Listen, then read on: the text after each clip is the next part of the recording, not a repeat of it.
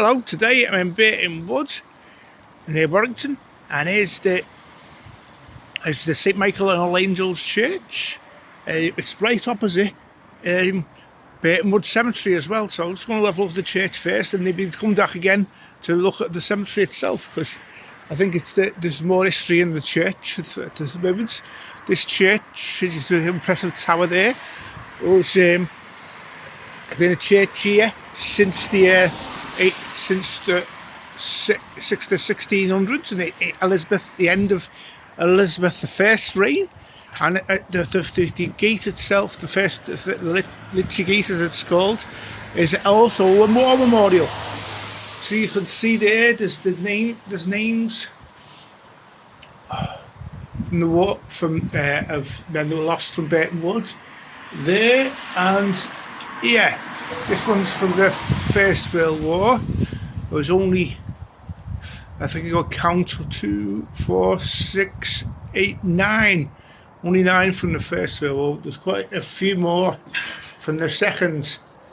I'll try and count there. There's quite a few. Sorry, you can't see. This light isn't that good under the gate here. But that's the war memorial is actually part of the gate. So you see that as you walk in. And it looks like a lot of the, if not all of them, all the headstones here have been laid down flat.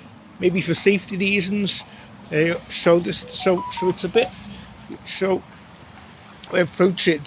So as you can see, it's sort of like got a display. They're all on the edge of the churchyard. They'll be laid down flat, as I said.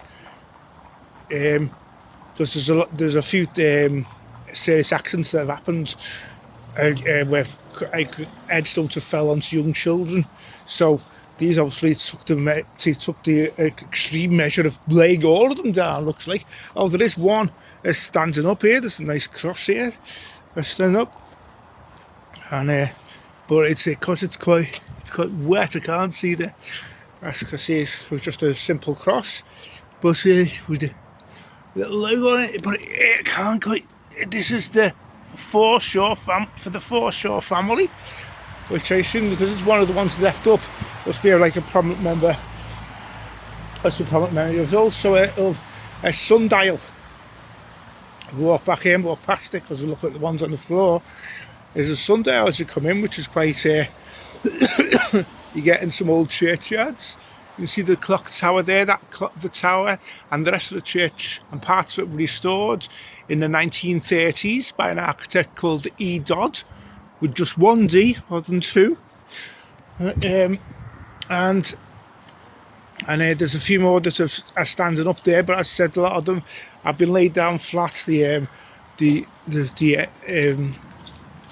another one here that's standing up, and this is for the Caldwell family. Caldwell, I should say. Excuse my sore throat. And I go through past these other ones on the floor. There is a sarcophagus, which is obviously already flat, which is where it's cracked on the top. But it's still in relatively good, and it's got the old writing on, so I think it's it's from 1862, and I can see a date on that. And that is from the Neal family. The Nelly. Is that Neil or Nelly? I think it's Neil. Or Nelt. There seems to be, it's a comma. I thought there was a T at the end there, but it's William Neal and his children, my sons, and then there's more on the back there. So I'm going to try and research that, because it looks like obviously quite an expensive monument, and for its time. There's more inscriptions on the front and the side, but there's some of the side those ones have worn away, but there's quite more. That did quite still there on this side. You can still quite see it quite well. And you go down, there's more. These are more recent burials. I assume they're just ashes, because there's the fresh flowers there.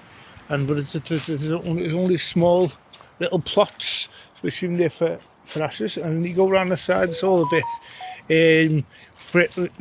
wrecked around the side, to be honest with you. It's a bit, needs a bit tidying up. It's a bit, some old decorations and stuff, and as the fallen leaves have covered a lot of the headstones. So there's no, I don't know whether I can't get in the church at the moment, although it's a Sunday. I'm doing this. The church doesn't seem to be open at the moment. There's some more headstones here on the floor, as you can see. And old bin, there seems to be these just burn things in. I'm walking on the back of the church now. See if I can see if there's any more standing headstones. As I said, these a bit tied up. It looks like they've used a lot of the headstones as a path round the church. I can see a name here in this one. It's not too bad. Peter F. Abe, I think that is. It's a strange name.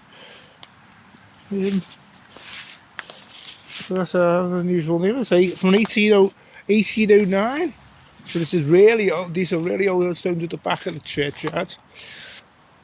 And then there's just some grassland right at the back there. It obviously isn't part of the churchyard. Whereas there's more. These ones are really old, 1819. So there's really some really old headstones there. So it'll be good to take some photos and research some of these when I get a chance. So I might get some. There's some quite fancy writing in this one as well. As you can see, it's a shame they've had to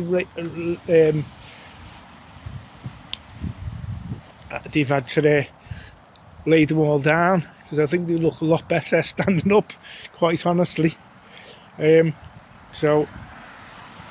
they've laid them all down. It's not like a little garden rest rather than a regular graveyard. And I'll come around here and do a little show you a good shot of the church tower from here, and amongst the trees. There's a bench at the back here, a little square, which I assume they may plant some flowers in the spring. And there's an old tree there that obviously because it's winter at the moment, it's looking a bit bare, the tree. But I said there's a lovely clock tower there, and that's and the clock is working. There's a lot of which is good. So obviously the church keep it going. And looks quite good, although because we had like a rainy day today, so it's a little bit dull, but it's still it still looks quite nice. And you can see that's the old part of the building, and then you can see the new sort of brickwork, which must be added during the 1930s, as I said.